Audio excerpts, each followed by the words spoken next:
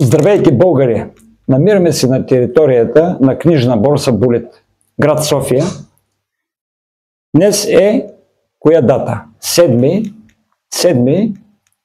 25-та година. Така, място на просветата, и с колегата ще представим една книга и още две спомагателни, за да можем да покажем на българското младо поколение и другите около него, че има път пред България. Огняне, заповядай. Здравейте на всички! Първо искам да приветствам на това хубаво, красиво място с тези хиляди цветя. Погледнете и на тук колко красиво. Това нещо се грижи някой за тези цветя и аз се радвам, че съм на това хубаво място. Искам да представя една книга, която излезе съвсем пресно вчера от печат. Това е книгата на Любомир Митов и ще ви кажа заглавието на книгата. Вижте много внимателно. Пари, дългове и тайни. Истината вече е разкрита, но истинското заглавие на тази книга, за да не бъде цензурирано, показвам ви, за да я видят всички. Ето, хубаво е, прочетете. Тайната, която всички банки крият, за да превърнат от кредитор в длъжник, вече е разкрита. Реално хората не разбират, че тази информация и банките, това, което им дават като кредит, фактически го създаваме ние единствено с този подпис, който ние самите се подписваме, и думата кредит, думата заем са коренно различни неща. Банките кредитират, ние създаваме паричната система чрез нашият подпис. Искам да обърнете внимание много на страниците, защото тук е дадено знанието от още две много хубави книги, така наречения Сламен човек, любимата, която разпространява много, и как унизих всички бюрократични институции, които направо източват нашите пари. Защо тези организирани престъпници като НАП, като МВР са дадени като частни фирми и всичките над 600 институции на територията на нашата мила родина са регистрирани в Търговския регистър на САЩ.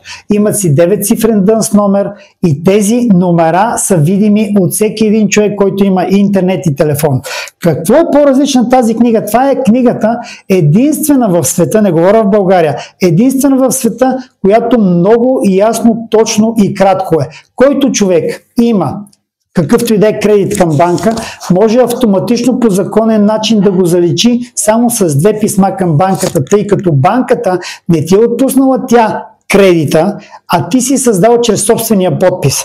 Другото, което пише, каква е разликата и защо личните карти, които са обяснени много добре в Сламения човек, не са карти, които са изписани с главни букви и ни правят физически лица, защото най-висшата форма е човек, защото Конституцията член 6 казва, всички хора се раждат свободни, а гражданите са равни пред закона. Което ще рече, че това са две коренно различни фикции, но най-ниската фикция в робската система, скъпи брата и сестри, това е физическото лице. Изписвайки имената на човек, на жив човек с главни букви и му дават пластмасова лична карта, го превръщат в физическо лице, а това физическо лице е роб на тази система, задължения, сметки, кредити, които трябва да връща, всички глоби, откат, всичко това нещо е за физическото лице.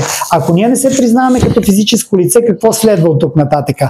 Тази книга, Пари, дългове и тайни, може да я видите още днес, качена и на сайта Билколечение.нет, и на Неудобна истина. Неудобната истина също. Абсолютно само през този месец тази книга с цена 38 лева ще бъде с 50% отстъпка през целия този месец, а ще говорим и с, разбира се, Любомир Митов, който 5 години вложи в тази книга, изтегли кредит от половин милион и не го върна по напълно законен начин. Защо? Защото той сам създава тази парична система чрез неговия подпис, разбра къде е измамата и го публикува в книга 304 страници, мисля, че беше, или 308 ли? Да, много хубава книга, която всеки един българин трябва да стигне до него. Така че само през този месец 50% отстъпка може да я вземете на цена 19 лева, който реши може да я вземе от борсата, отстъпки може да се направят при повече бройки, но тази книга и тези книги, които през всичките тези 2-3 месеца рекламирам, те не са на празно, защото те могат да сринат Коя система? Не държавата. Държавата произлиза от думата държи, а кои държи? Робите, наречени граждани. А гражданите от коя дума произлиза? От ограждение, което ще речи, че системата, която е направила робска система на българския народ и всички хора по света, е една и съща. Частни фирми, регистрирани в търговския регистър на САЩ, които са напълно незаконни и противозаконни и противоконституционни, опитват да работят като една международна организирана престъпна група. Тази международна организирана престъпна група, понеже им минава номера навсякъде всички държави, превръщайки хората в физически лица и ги цицат непрекъснато. Много добре обяснено в тази книга как става това. Сламеният човек разкрива как тези знания може да стигнат до повече хора и най-накрая тази книга с оригиналното, вижте разликата каква е, една и съща, едно и също съдържание, но специално това заглавие, издаде ли се, не може нито да се рекламира, навсякъде ще го цензурират и никъде в интернет няма да излезе като заглавие. Но ето, заглавието, когато е променено, всичко ще бъде наред с техните камъни по техните глави. Нещо, ако искаш да допълниш, приятелю мой. Сега, аз искам да кажа, че реално Хелиопол като издателство работи за държавата и за сигурността. И с това съм известен. Известни са нашите книги за новата държавност, за синархията. Но вижте, драги българи, скъпи приятели, когато държавата е в ръцете на мафията, когато сигурността, структурите на сигурността се намират в ръцете на, знаете кого в момента, как тогава да седим и да я търпим? Аз смятам, че трябва този човек тук, който говори, включително и моят приятел Любо Митов, трябва да започне подготовка за тая алтернативна финансова култура на младото поколение. И всички будни млади българи, които в момента израснат в българското училище, трябва да бъдат запознати с тая тематика и да започнат да се съобщават помежду си за тая алтернатива. Ние трябва да престанем да храним тая система, която е корупционна система. Разбирате ли го това нещо? Това е дълг на всеки българин. Не може да продължава това нещо в момента. Разбирате ли го това? И затова ние правим известно знанието да стигне до повече българи. Затова през целия този месец ще бъде намалена цената на всички книжани, че се продава на редовна цена, но който желае от издателството, от Билколечение да се обади на мой телефон, името ми е Огнян Симеонов, навсякъде в интернет ми има телефона, може да му бъде доставена в офиса, на който се намираме до болница ИСУ, може да си го вземе без никаква такса допълнителна за изпращане като куриер, дали ще е 5 лева, но от борсата може да си го вземе на цена 19 лева. Значи книгата ще я пуснем в Store.bg. Също така и от Хеликон зависи дали ще я вземат. Очевидно Сиела няма да я вземат. Въпросът е в това, че когато се разпространява такъв вид информация, това е въпрос на чест и достоинство на българите. Да помогнат на своите братя да не тънат в тая ужасна дългова система, която е най-големият грях за нашето човечество. Колко ясновици говореха в момента. Волф Месинг, безспорен авторитет. На второ място в момента имаме 2, 3, 4 българи. Въпросът е защо ние не ги чуваме.